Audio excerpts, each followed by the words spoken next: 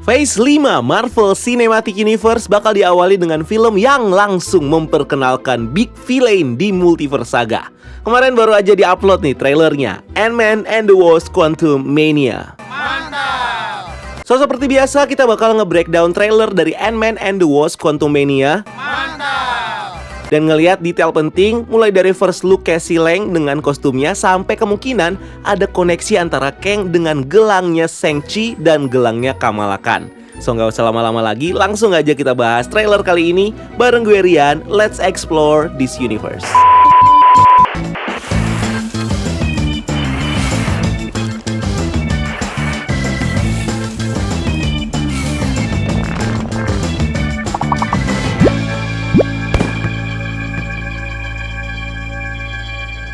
Trailer ini dibuka dengan view dari kota San Francisco, tempat tinggalnya Scott Lang dan keluarganya. Scene ini diiringi dengan soundtrack dari Elton John yang berjudul Goodbye Yellow Brick Road, yang punya arti bagaimana seorang anak berusaha mencapai masa depannya dan hidup mandiri lepas dari orang tuanya. Lagu ini sendiri relate dengan Cassie Lang yang digambarkan sebagai sosok yang rebel, nggak nurut sama bapaknya karena berusaha untuk menjadi superhero. Di scene berikutnya, Scott Lang sekarang udah jadi selebriti. Dia dikenal dan dikagumi banyak orang, bahkan salah satu anak terlihat pakai tas bergambar Ant-Man. Ini berbeda dengan yang kelihatan di Avengers Endgame, di mana anak-anak bahkan nggak ada yang kenal sama dia dan ngerasa kepaksa waktu Hulk nawarin selfie sama Ant-Man. Kita tahu Scott Lang terkenal karena terlibat di perang besar melawan Thanos di Endgame yang berhasil mengembalikan setengah populasi universe. Pengalaman ini dia share di berbagai media termasuk di podcast Big Me Little Me yang ditis di series Miss Marvel dan di buku autobiografinya yang berjudul Look Out for the Little Guy yang di trailer ini nggak ditunjukin tapi muncul di trailer yang ditayangin di Comic Con. Scott dan Hope bahkan diundang ke acara gala dari Global Service Humanitarian Award atau acara award khusus bidang kemanusiaan yang sepertinya award ini bakal diterima sama Scott karena jasa besarnya terhadap kemanusiaan dengan ikut berperan mengembalikan setengah populasi yang hilang. Manajernya yang dulu di Baskin Robbins yang bernama Dale juga ikut memberikan penghargaan ke Scott dengan menjadikan dia sebagai The Employee of the Century. Padahal dulu si Dale mencat Scott karena dia punya track record kriminal dan kerja dengan identitas palsu bernama Jack. Di sini tuh kita bisa ngelihat Scott memakai kostum Ant-Man barunya yang sekarang punya shape lingkaran di dadanya. Dan ini mengingatkan kita sama suit Iron Man yang juga punya shape lingkaran sebagai tanda tempat arc reactor. Sepertinya suit Ant-Man ini terinspirasi dari suit Tony Stark yang dipakai sebagai tribute untuk almarhum Tony Stark bin Howard Stark. Dan bukan cuma itu, suit ini mungkin juga dibuat berdasarkan teknologi Stark yang punya core di dadanya, yang di sini dikombin dengan teknologi suit dan pim partikel buatan Hank Pym. Atau ya ini mungkin cuma ornamen biasa aja yang nggak ada fungsi apa-apa, tapi buat tribute mungkin ya oke aja. Di sekuensi itu kita juga bisa mendengar narasi dari Scott yang bilang, I used to ask myself a lot of questions. Scott, you're at ex-con. How are you an Avenger? Nah, bakat mencuri Scott ini faktanya membawa dia menjadi superhero. Karena dengan mencuri, dia bisa kenal sama Hank Pym, dikasih suit Ant-Man, namanya dikenal sama Falcon setelah dia mencuri di Avenger Compound, dan akhirnya membuat dia gabung ke tim Cap dan berlanjut sampai dia gabung ke Avengers. Scott lalu bilang lagi, That doesn't make sense. But everywhere I go, people tell me the same thing. Nah, ini kemudian dilanjut dengan scene di mana pemilik kopi yang bilang ke Scott, Thank you, Spider-Man. Nah, ini nunjukin bagaimana orang sering salah sangka kalau dia adalah Spider-Man. Dan ini juga meng-callback joke dari Bruce Banner di film Avengers Infinity War yang sempat ke-mention soal Ant-Man dan Spider-Man. Plus, orang-orang kan udah pada lupa tuh kalau Spider-Man itu Peter Parker. Jadi si kakek ini asal nganggap aja kalau Scott itu Spider-Man karena suitnya sama-sama merah. Next scene terlihat rumah Hank Pym yang sama seperti yang muncul di ending film Ant-Man and the Wasp, di mana rumah ini sekarang udah punya tempat yang tetap dengan pagar dan taman di sekitarnya. Sebelumnya rumah ini dipindah ke pantai buat berduaan sama istrinya, Janet. Di dalam rumah ini terdapat lab di mana Scott, Hank, Janet, Hope, dan Casey sedang berkumpul. Nah, Cassie Lang di sini seperti yang kita tahu dia di recast dan sekarang diperanin sama aktris Kathryn Newton yang juga main di film Detektif Pikachu. Dari description trailer di event Comic Con sebelumnya, Casey ini diceritakan punya obsesi untuk menjadi superhero seperti bapaknya. Langkahnya dia dimulai dengan menjadi vigilante bersama teman-temannya, di mana ini membuat Casey terlibat masalah hukum dan harus ditahan polisi sampai Scott membebaskan dia. Di komiknya, bahkan di film sebelumnya, Casey sejak kecil diceritakan kagum melihat ayahnya menjadi Ant-Man dan join ke Avengers. Casey bahkan punya hubungan dekat kalau di komik dengan para member Avengers, terutama Tony Stark yang udah dianggap jadi pamannya sendiri. Secara diam-diam, Casey mengekspos dirinya dengan pim partikel dengan harapan dia bisa ikut jadi superhero kayak bapaknya. Usaha ini berhasil membuat Casey menjadi manusia super dengan kemampuan memanipulasi ukuran tubuh tanpa bantuan suit dan pim partikel. Casey akhirnya menggunakan kekuatan ini untuk jadi superhero dengan julukan Stature dan join ke kelompok superhero muda yang Avengers. Nah, film ini sepertinya juga bakal menceritakan origin story dari Casey Lang tentang perjalanannya untuk menjadi superhero di MCU. Nantinya dia bakal meneruskan legacy dari bapaknya sebagai superhero dengan kekuatan pim partikel sebelum akhirnya Casey bakal beraksi solo dan join ke tim Young Avengers. Dan beberapa calon superhero yang Avengers juga udah di-tease di film dan series Marvel sebelumnya, seperti Kate Bishop, America Chavez, Tommy dan Billy, Kid Loki, Elijah Bradley, Iron Heart, dan Miss Marvel. So, masa depan yang Avengers ini udah makin kelihatan. Nah, di lab di dalam rumah, nih Casey menunjukkan penemuan barunya yang berupa sebuah satelit mini yang bisa memancarkan sinyal ke Quantum Realm. Casey nge-present alatnya dengan bilang, People still need help, Dad. That's why we made this. nah, we atau kita yang dimaksud di sini kalau merefer ke description dari trailer sebelumnya adalah Casey dan Hank Pym. Di mana berkat jurnalnya Hank Pym dan bantuannya, Casey bisa mengenal lebih dalam tentang energi kuantum dan membuat device satelit itu. Nah, alasan Casey membuat device ini adalah untuk menolong orang-orang yang butuh bantuan. Meskipun kita nggak tahu nih orang-orang mana yang mau dibantu sama Casey dengan alat ini. Terus apa juga fungsi alat ini dalam konteks membantu orang? Apa bisa ngasih kekuatan superkah atau gimana? Atau apakah Casey mau mencoba metode yang sama seperti yang dilakukan Avengers saat melakukan perjalanan waktu melalui Quantum Realm? Setelah ngedengar penjelasan Casey, Janet Van Dyne baru nyadar kalau penemuan Casey ini sangat berbahaya karena mengirim sinyal ke Quantum Realm dan nyuruh dia untuk mematikan alat itu segera. Nah, Janet di sini concern sama sinyal ini karena ada rahasia yang dia simpan tentang Quantum Realm yang gak diceritakan ke keluarganya. Sebelumnya, dia udah pernah kejebak di Quantum Realm selama 30 tahun dan tahu apa yang ada di sana, termasuk eksisnya peradaban dan keberadaan sosok berbahaya yang udah pernah berurusan sama Janet. Sedangkan Janet nggak cerita kalau di Quantum Realm ada sebuah peradaban yang bisa menangkap sinyal ini. Karena itulah, Janet menyuruh Casey untuk mematikan device-nya karena device itu akan menarik mereka dan mungkin bisa langsung direspon oleh sosok berbahaya yang ada di Quantum Realm. Nah, sosok ini adalah Kang the Conqueror, yang dimana akhirnya aktifnya alat Casey ini justru menarik mereka yang ada di lab ini tersedot masuk ke dalam Quantum Realm. Nah, ada warna biru yang dikeluarin alat ini yang warnanya juga identik dengan warna yang dipakai Kang dan pasukannya di trailer ini. So, bisa aja aktifnya alat Casey ini adalah karena respon dari sinyal yang dikirim Casey ke Quantum Realm yang akhirnya ditangkap sama Kang dan akhirnya menyedot mereka. Casey dan Scott lalu tiba di Quantum Realm, dan Quantum Realm yang ada di sini berbeda dengan yang pernah dieksplor sebelumnya oleh Scott atau Hank Pym. Ini terlihat sebagai sebuah realm dengan tampilan bebatuan yang tidak beraturan, suar energi, dan dua vortex di langit yang ini agak-agak mirip ya sama wormhole Devil Anus yang muncul di planet Sakaar. Nah, mungkin wormhole ini punya fungsi yang sama. Nah, kalau Devil Anus menghubungkan Sakaar dengan planet lainnya di galaksi, vortex yang muncul di Quantum Realm ini mungkin menghubungkan realm ini dengan realm atau timeline atau realitas yang eksis di multiverse MCU. Nah, di Avengers Endgame kita tahu kalau para Avengers menggunakan Quantum Realm sebagai jalan untuk bertime travel dari satu timeline ke timeline lainnya. So, sebagai sebuah hub, Quantum Realm tentunya berada di antara multiverse yang jadi titik penghubung antara satu timeline atau realitas dengan yang lainnya. Makanya nggak heran kalau kita bisa ngelihat vortex di langit Quantum Realm yang merupakan satu jalur timeline atau realitas yang terhubung dengan realm ini. Nah, vortex ini sebelumnya sempat ditis di film Ant-Man and the Wasp ketika Janet menyuruh Scott hati-hati untuk tidak masuk ke time vortex. Karena kalau dia udah masuk ke time vortex, mereka nggak bisa lagi menolong Scott. Nah, mungkin alasan kenapa Janet nyuruh Scott hati-hati sama time vortex adalah karena dia nggak mau Scott masuk ke Quantum Realm dan masuk ke vortex itu, lalu terjebak dan masuk ke peradaban yang ada di sana. Nah, di tempat ini Scott dan Casey ketemu sama berbagai macam makhluk misterius yang nunjukin kalau memang ada peradaban di dalam Quantum Realm. Beberapa makhluk ini include warrior, wizard, dan robot dengan baterai di kepalanya. Robot ini bisa nge-refer ke karakter Rom the Space Knight, alien dari planet Galadorian yang dirubah jadi kesatria cyborg bernama Rom. Nah, makhluk-makhluk ini sepertinya adalah kelompok yang hidup liar dan terasingkan di Quantum Realm. Mereka berada di luar kota modern di realm ini yang muncul di scene selanjutnya, di mana tempat inilah yang jadi tempat Janet Van Dyne hidup selama 30 tahun dengan selamat. Casey nanya ke Scott di mana kita sekarang dan bersambung dengan scene selanjutnya di mana Janet yang ngejelasin ke Hank soal Quantum Realm. Janet bilang, It's a secret universe beneath ours.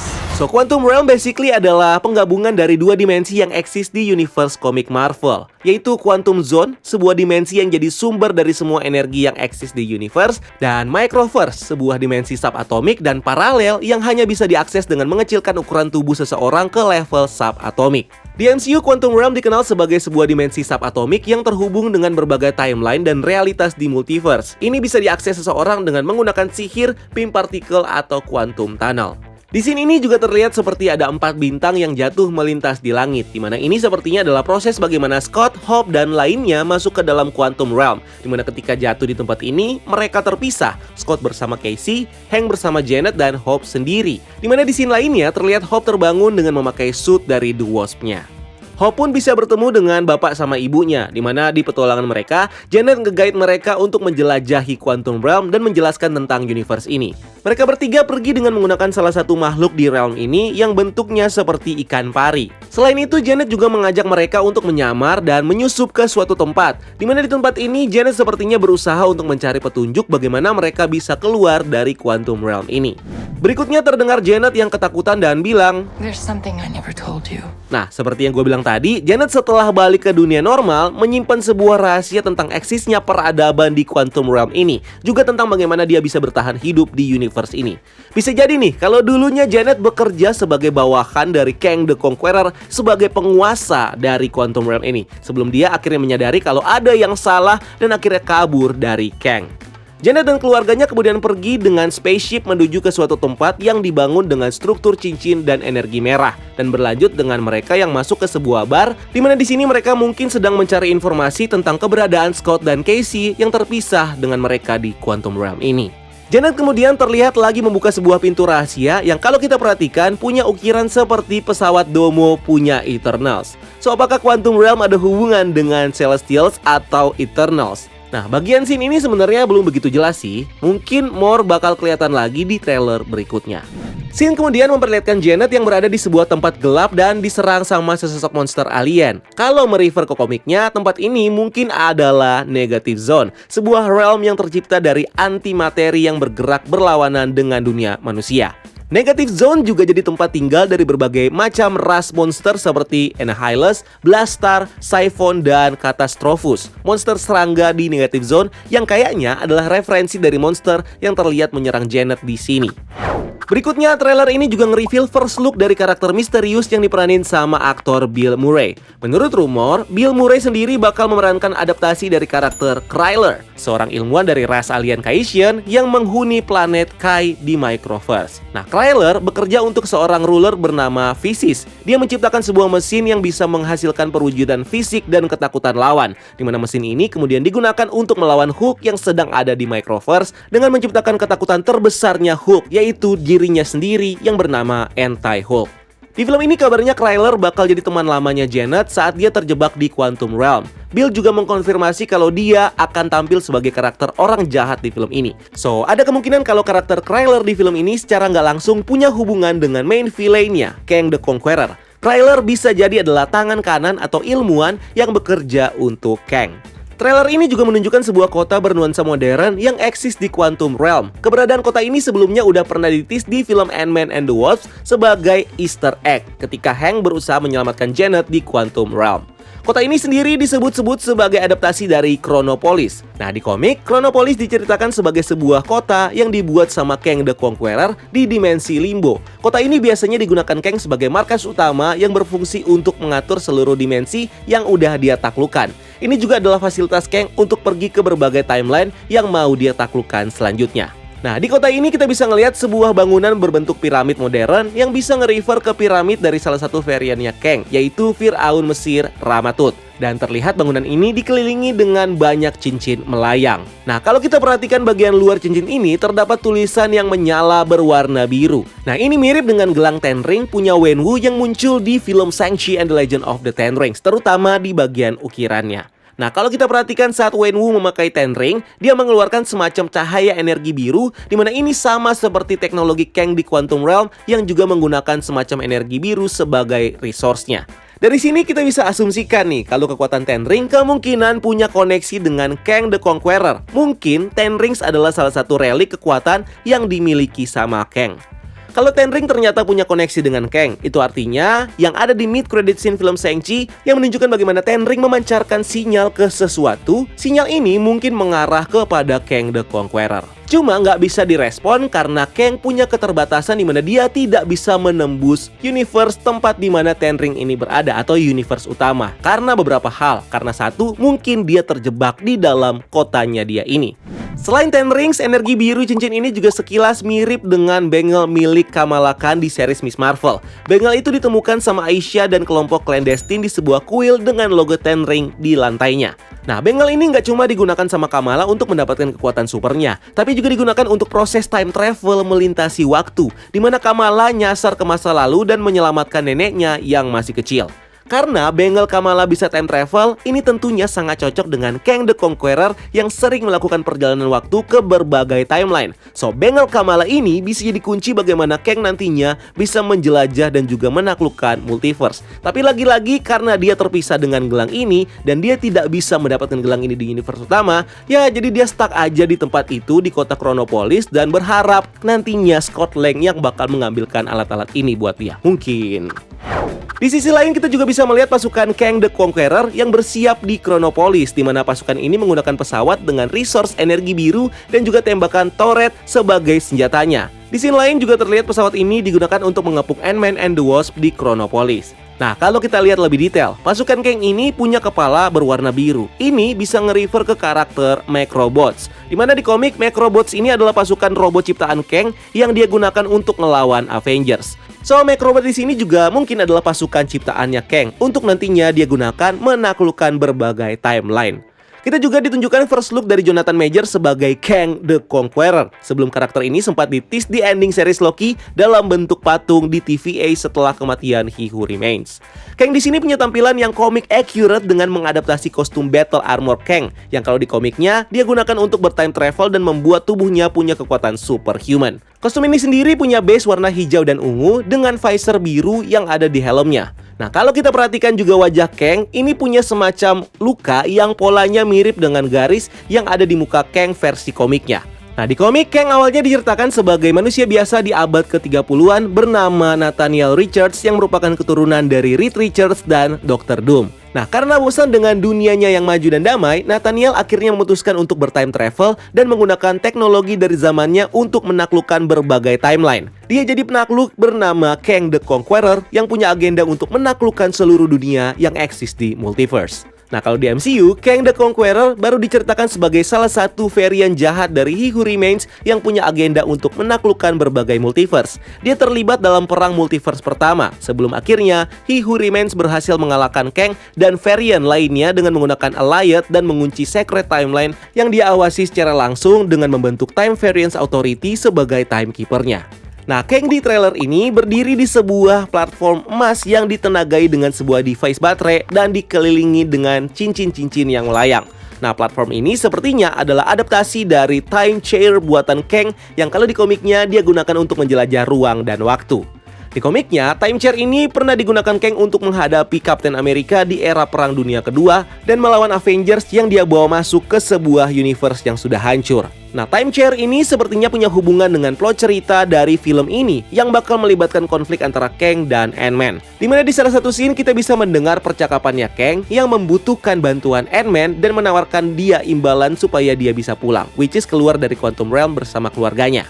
Kang juga menawarkan untuk memberikan tambahan waktu. Nah, ini mungkin nge-refer ke Kang yang akan memberikan Scott waktu lebih lama untuk hidup bersama keluarganya sebelum Kang menaklukkan universe mereka. Asalkan Scott mau membantu Kang. Atau seperti di deskripsi trailernya, Kang menawarkan Scott waktunya yang hilang selama 5 tahun bersama dengan anaknya Casey.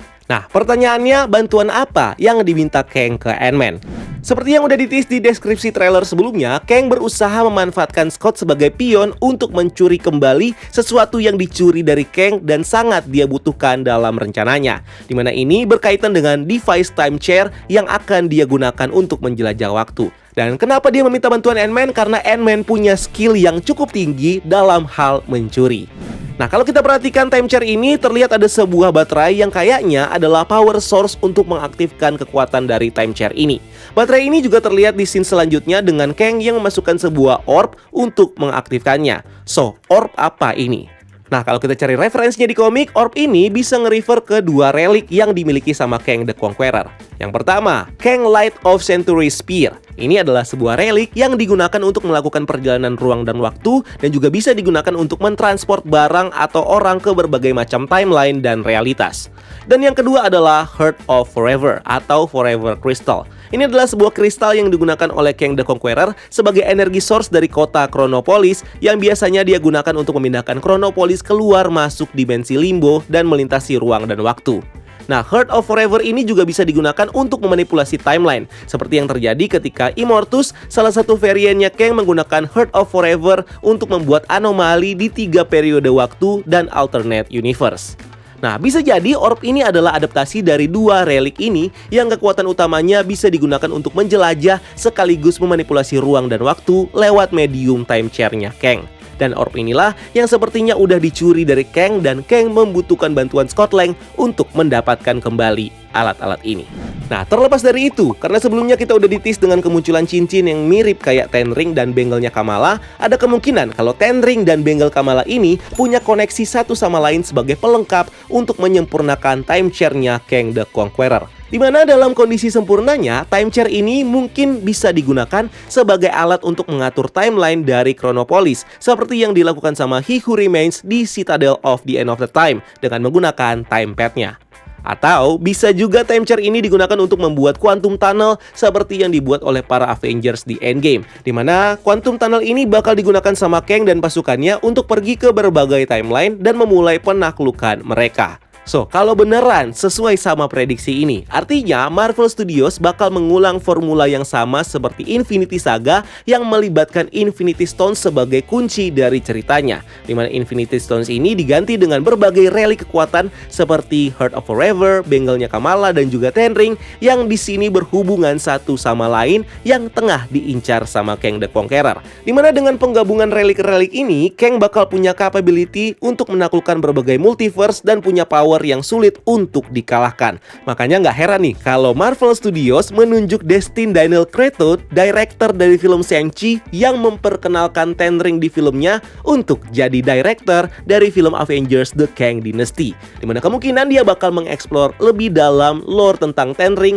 karena berkaitan dengan Kang dan juga multiverse saga. Nah, relik-relik tadi ini hilang dari Kang. Makanya Kang seperti terjebak di dalam kotanya sendiri dan gak bisa menaklukkan multiverse ketika dia belum punya relik-relik ini. Nah, apalagi sekarang momennya Kang lagi pas banget dengan matinya He Who Remains. So, dimulailah aksi dengan menguasai TVA dulu, lalu dilanjutkan dengan mempersiapkan senjatanya dan berbagai tools yang dia perlukan untuk memulai aksinya. Scene berikutnya terlihat Ant-Man yang berlari bersama dengan bayangan dirinya, atau mungkin ini varian dari dirinya. Dimana salah satu varian Scott yang paling besar ini terlihat hancur dan kepotong jadi mie, persis kayak Wanda yang ngebunuh Mr. Fantastic di Multiverse of Madness. Nah, scene ini kemungkinan adalah momen dimana Kang menjebak Scott dalam sebuah chamber yang menampilkan sebuah ilusi dari versi lain dari dirinya yang hancur satu persatu. Dimana chamber ini digunakan untuk membuat mental Scott ini goyah dan mau nggak mau dia akan menuruti untuk membantu Kang dalam rencananya.